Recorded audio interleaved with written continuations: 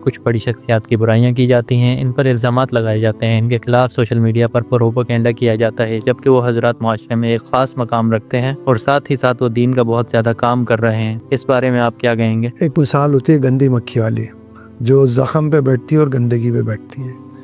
ہماری عادت وہی ہو گئی ہے، گندی مکھی ہو گئے، گندے لوگ ہو گئے ہمیں صرف لوگوں کی برائیاں دکھتی ہیں، لوگوں کی خامیاں دکھتی ہیں، غلطیاں دکھتی ہیں۔ ایک شخص ہے کئی نیک کام کر رہا ہے، کر چکا ہے، کرتا ہے، وہ نہیں دکھتے ہمیں۔ ایک ذرا سی اس سے کوئی غلطی ہو گئی یا غلط فہمی ہو گئی، اس کو ہائی لائٹ کریں گے کہ دیکھو اس نے یہ کیا، دیکھو اس نے یہ کیا، دیکھو یہ اس نے کیا۔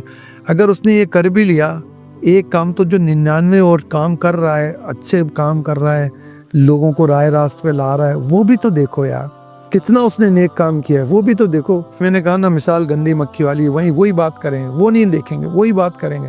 اگر ہمارا حسن ظن اچھا ہو نا، ہم اندر سے اچھے ہوں، تو ہم لوگوں کی غلطیوں پہ نظر ہی نہ رکھیں بلکہ ان کی اچھائیوں پہ نظر رکھیں۔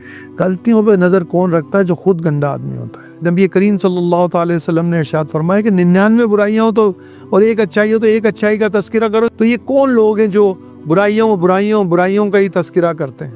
یہ وہ لوگ ہیں جو خود اندر سے برے ہوتے ہیں۔ اچھا، یہ اتنا برا کام کرتے ہیں، پتہ ہے اتنا برا کام کرتے ہیں کہ ایک شخص جو اچھا کام کر رہا ہو اس کے راستے میں رکاوٹیں ڈالتے ہیں، اس کو ڈس ہارٹ کرتے ہیں، میڈیا پہ آ کے اس کی تذلیل کرتے ہیں، اس کی تحقیر کرتے ہیں، اس کی، تاکہ وہ میڈیا میں اس کی برائیاں ہوں۔